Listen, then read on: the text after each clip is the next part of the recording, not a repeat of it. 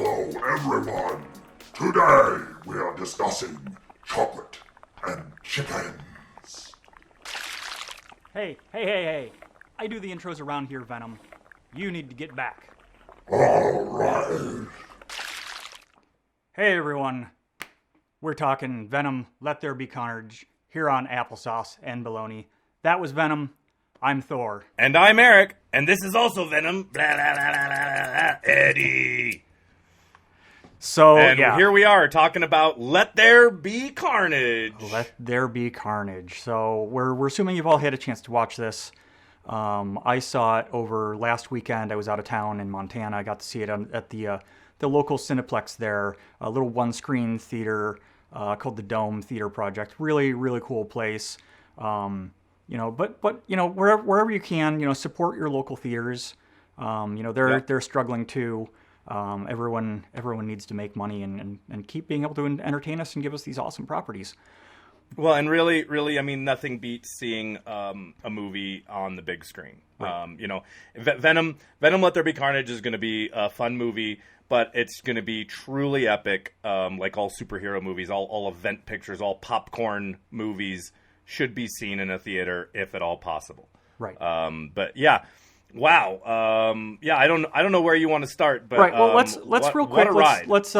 Let's jump back a little bit. A couple years ago, of course, the original Venom movie came out, and I'm going to be completely honest. I was not a big fan of Tom Hardy's first outing as Venom.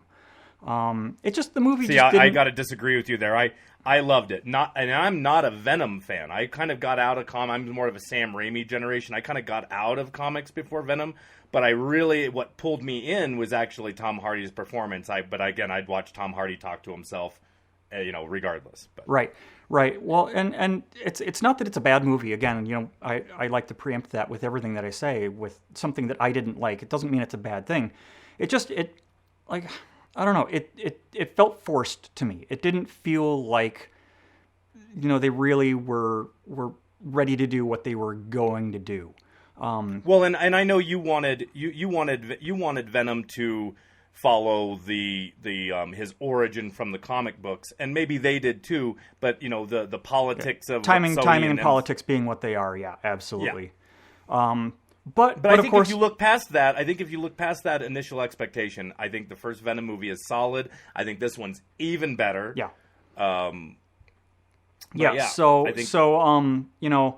We get a new movie here, Venom 2, Let There Be Carnage. Tom Hardy's second outing as Eddie Brock and Venom.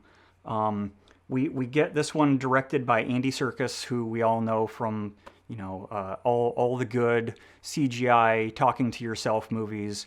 Gollum. He's his acting credits are Gollum, Snoke from Star Wars, King Kong, and now he's the obvious choice if you're going to do a mocap movie. Yeah. Get Andy Serkis. Yeah, and again, not bashing on the first one. I definitely think that Andy Serkis did this film such a better service than the original writer-director combo. Again, not that it's a bad movie. I just like this one so much better. I think a lot of that has to do with the fact that this movie found a way to make fun of itself in ways, but also be very serious in other ways. Like, it's this really weird duality, which I guess the whole picture is about duality. So, right. I mean, and I guess Tom Hardy deserves some credit other than just his performance, because I guess he was very creatively involved in this. I think it's based on a story that he wrote with the screenwriter, correct?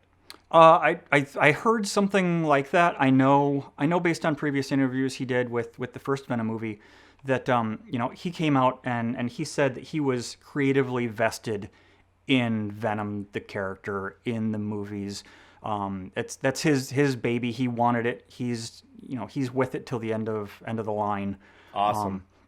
I think you can tell. Yeah, and you can. You can absolutely tell. You can tell in his performance. You can tell in the stuff that he brought to the character. Like, I guess in the first movie, the whole lobster tank thing was all him. Like, no one expected him to crawl into the lobster tank and start eating lobsters, and that was just Tom Hardy being Tom Hardy. Like I said, I could watch Tom Hardy talk to himself in any situation, but in a superhero movie, extra. And then you add Woody Harrelson to it, who's one of my other favorite psychopaths in movies.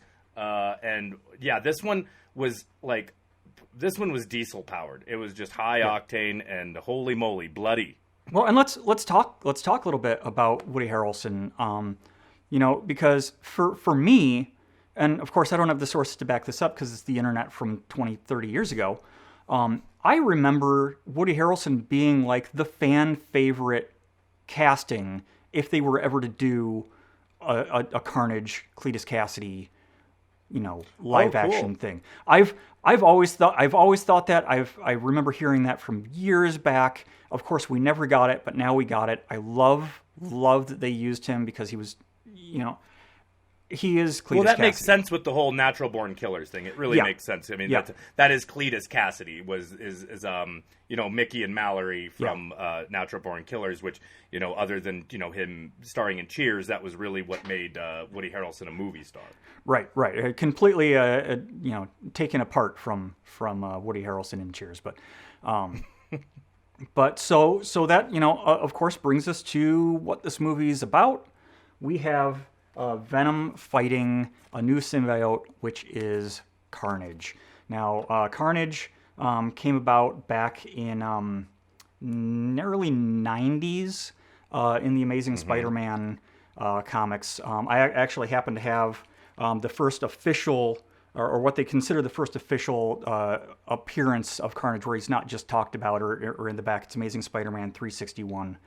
I was lucky enough to have this. I had to dig it out of my comic vault, out of the archives. Yeah. Right.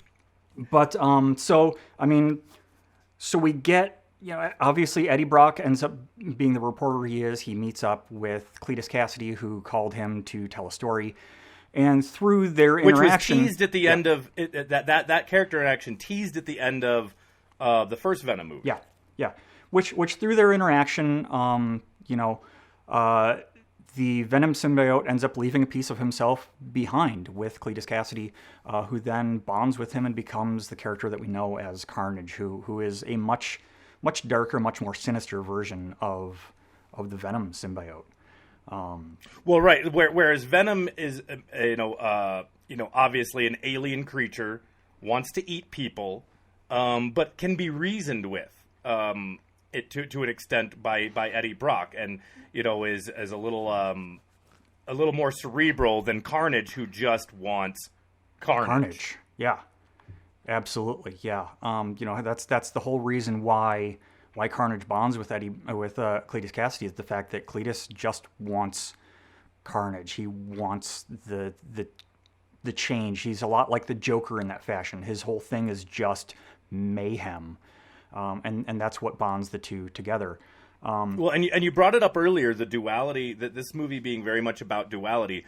I also felt like it was very much Venom, the Venom character, the symbiote, like, is developing as a character. Yeah, it's sort of because in the first movie you really get the feeling like the symbiote Venom would love to have landed on Cassidy first, right? But because he's bonded with Brock, because they've developed this, human relationship, it's sort of like he's seeing Carnage is his worst self. Right. Right. Which it's interesting that you bring that out, because, I mean, Venom very much in this movie is his own character. He's not just this symbiotic vessel that is Eddie Brock, because we get, a good, 10, 20 minutes of Venom not with Eddie. They separate. Venom goes a separate way, has a party scene, goes out, enjoys his night on the town, jumping from host to host. It's a love story. It is. And I wanted to say that. Boy meets symbiote, boy loses symbiote, boy gets symbiote. Well, it's not just one love story. It's actually a combination of three separate love stories, because we have the love story of Eddie and his ex-fiancée, Anne, but we also have the love story between Eddie and Venom. For as much as people out there love to say that they're a love story, they are. I mean, they actually are. But we also get a love story with Cletus Cassidy and I think her name is Shriek. I don't know much about her character. Her comic book name is Shriek. I think she's. It's not Anne. It's the. Let's see. Francis Barrison, who again is apparently a character from the comics. I don't know enough about her. I didn't read that comics run, but it very much pulls from the storyline from the comics where they're at the Ravencroft Institute. It is a place that keeps, and they used the word in this movie. They used the word mutant. They called it a mutation. So, yes, that was a big step. Step in kind of like, okay, we're moving. We're gonna call a mutant as a mutant. Yeah. But so we get to see that world. We get to involve ourselves with that. But I mean, the story between is parallels all the way along with the Cletus and Francis and the Eddie and Venom all the way through the whole movie. And it really shows the light and dark side of the way things can go, and how Eddie is really, with relationships. Yeah. Well, and how Eddie is really bringing the Venom symbiote along to become this, what they consider the lethal protector, that is the anti-hero that the Venom of today's comic books are. They're very much Spider-Man meets Punisher is what Venom basically is.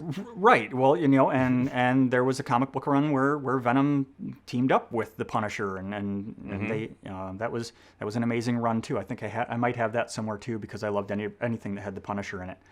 Oh man, how great! Sorry, I have to go down that rabbit hole for a second. How great, because the rumors that John Bernthal is coming back, that Kristen Ritter's coming back, and their Marvel Netflix show characters, but in the MCU, I would love to see Tom Hardy and John Bernthal in a movie together. Yeah. Well, and so that brings up another point I wanted to bring up, is that there's too much. There is there's too much for the MCU to possibly ever do, and it hurts my little comic book heart, because I want to see more stories. And I don't want to say that the characters in this movie, the villains in this movie, were wasted, because people have made criticisms of the MCU before that the villains are wasted because they're one-off. You get the Red Skull in a movie and then he dies. They don't have time. But we really don't have time to tell all the stories, and it really sucks that this movie has to set up Carnage and then get rid of Carnage in one movie, because we have to run through the paint if we're going to tell as many stories as we can. Right. And for as much as I'd love, and there's so many great villains. There's so many great villains, and also anybody who thinks that the villains are wasted, especially now that we live in a multiversal comic book world in the MCU, they can come back whenever they want. Yeah. They can bring them back in some way, shape, or form. It's comic book villain death 101. Nobody's ever really dead. Yeah. Take Black Widow, for instance. They'll find a way. Yeah, well, and we see that in What If, but we also definitely are going to be seeing that in Spider-Man No Way Home, when we get all the villains coming over from the previous franchises into this, which, based on this post-credits scene, jumping forward to the end... Well, yeah, I'm now wondering if there's a scene in the Spider-Man trailer where people were trying to guess if it was the Lizard coming through the window to get Spider-Man, or the Sandman coming through the window to get Spider-Man. Someone went, "Oh, it looks like Venom because it's a black amorphous blob coming through the window." It now really could be Venom. We could. That brings me to I really want to dive into this mid-credit scene. I think that's. If you liked the first Venom, you're gonna love the second Venom. If like Thor, you didn't like the first Venom so much, you're still gonna, I think, like Venom: Let There Be Carnage.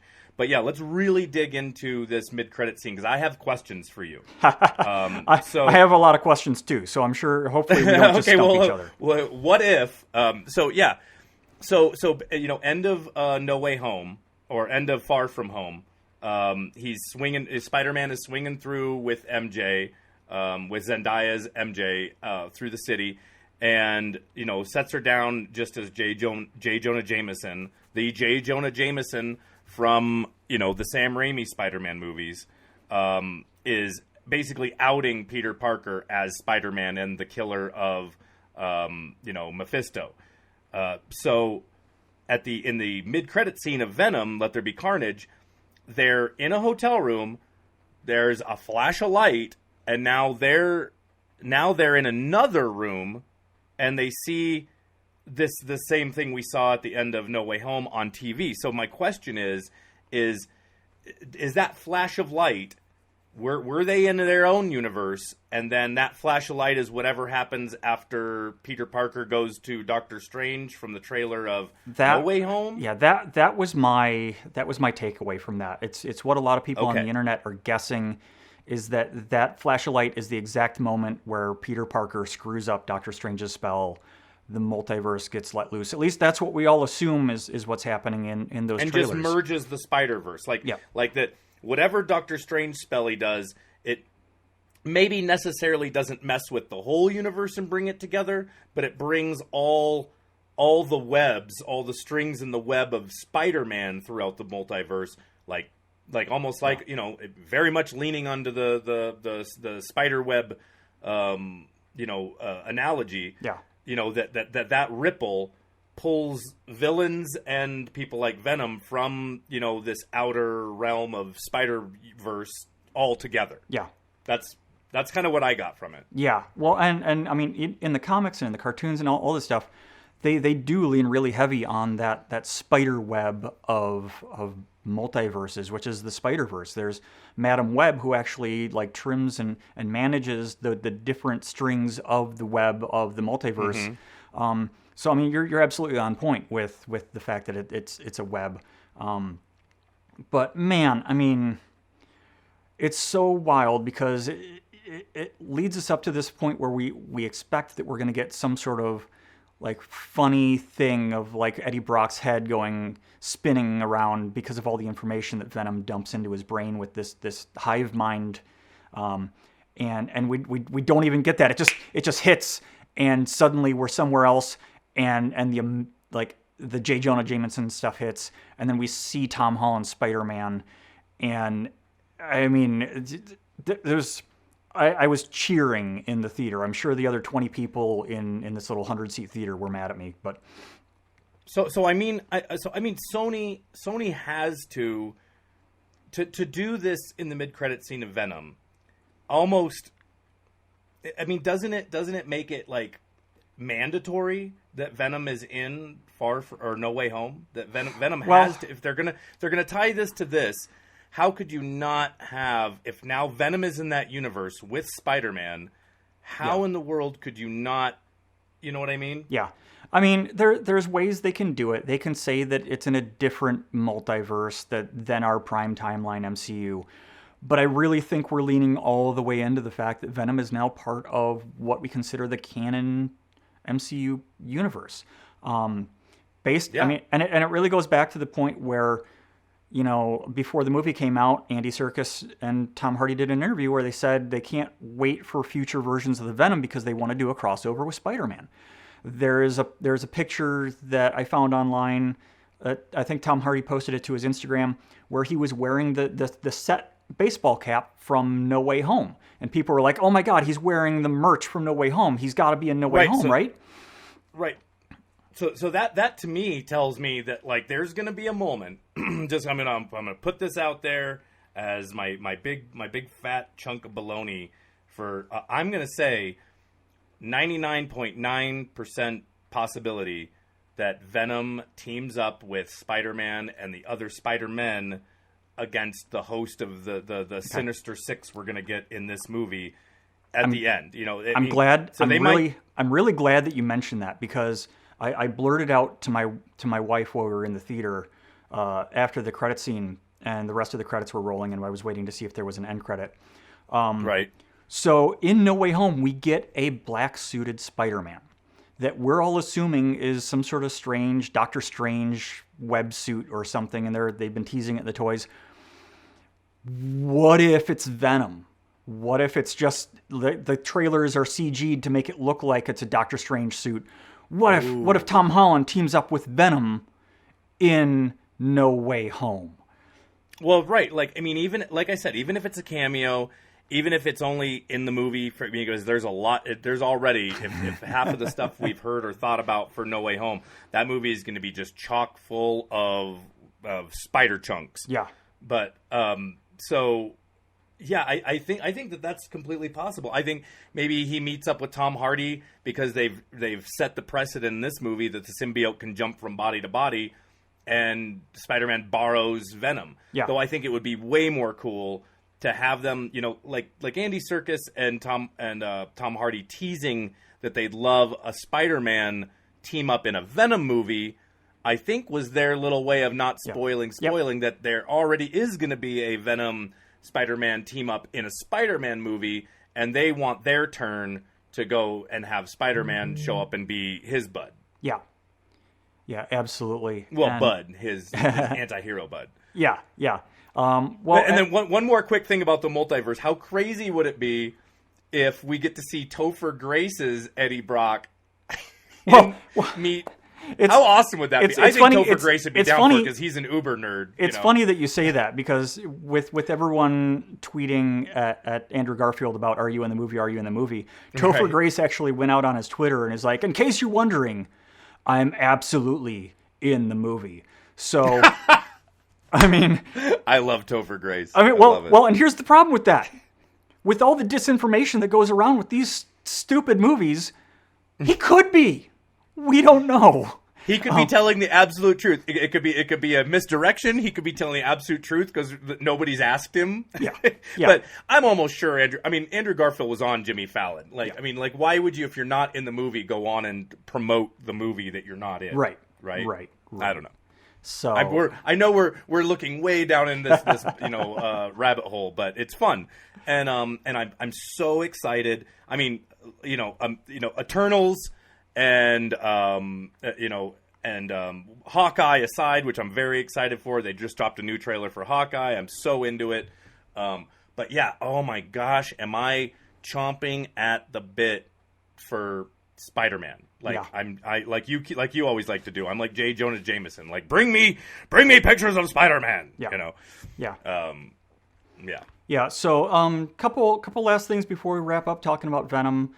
Again, there's plenty of stuff we can talk about, but there's just a couple funny things that I thought that were in there. Is the rapper? Yeah. The rapper at the party is Little Sims, who had the song Venom, and so that's just his little gag. Cletus Cassidy mentions they're going to have a red wedding, obviously referencing from the Game of Thrones show. Right. Apparently, the battle scenes up on top of the church, that apparently had to have been completely reworked. It was originally supposed to be down on the street level, but the Matrix movie had rented out the street level, so they had to move all the stuff up on top of the building. So the helicopters that are flying around during that scene are actually there for the Matrix and not for Venom. Hilarious. So they got free helicopters. Free helicopters. That was the deal they made. They're like, okay, well, we'll move up to the thing, but we get to use your helicopters. Yeah. That's great. So, I mean, that's Venom in a nutshell. Again, we could probably talk about a million other things. Not a lethal dose of Venom, just a little Venom. Yeah, just a little Venom. Just a little taste. Like Eric said, Eternals is definitely coming up next. I got my tickets for that. I can't wait to watch that. Yeah. Oh yeah, you already got your tickets. Yeah. Oh, nice. We got Hawkeye coming out right around the same time. We're gonna get 2 episodes of that on Thanksgiving. I'm excited. Spider-Man: No Way Home. So jazzed for that now. I knew that Venom was going to give us something about Spider-Man No Way Home, and they absolutely delivered. Yeah. And we're barreling toward the end of it. We're barreling toward the end of the year, and it's not going to stop. At the end, we're going to get Spider-Man at the end of the year, and then bam, right around the corner is going to be Multiverse of Madness. Yeah. And Multiverse of Madness, and then we're going to get Quantumania, which I'm starting to hear more and more stuff about. Okay, so real quick.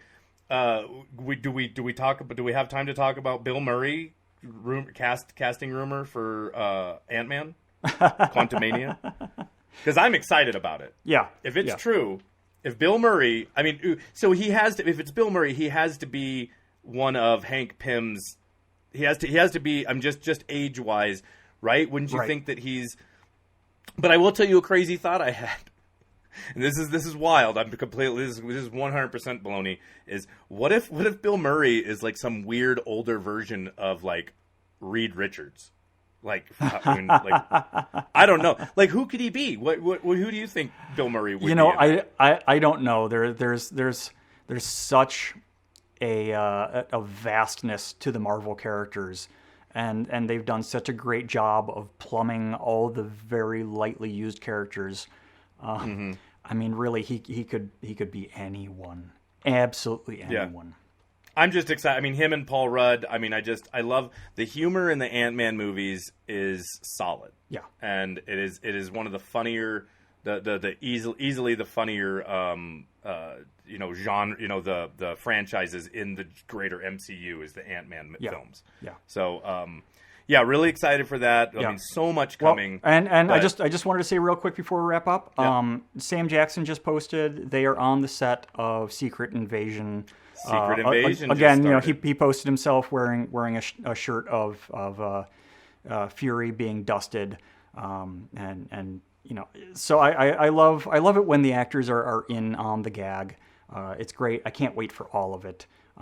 It's going to be an amazing ride. It's an amazing rest of the year. We're going to have such an amazing going into the year. I mean, it's amazing. But.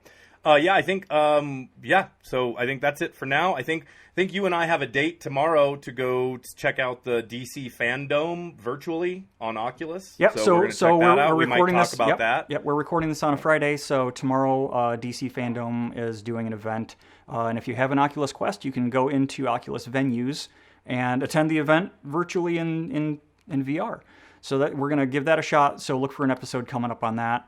Look for an episode coming up, obviously, on Eternals. We're going to do some Star Wars gaming content. Much, much more to come. So like, share, subscribe, follow the page.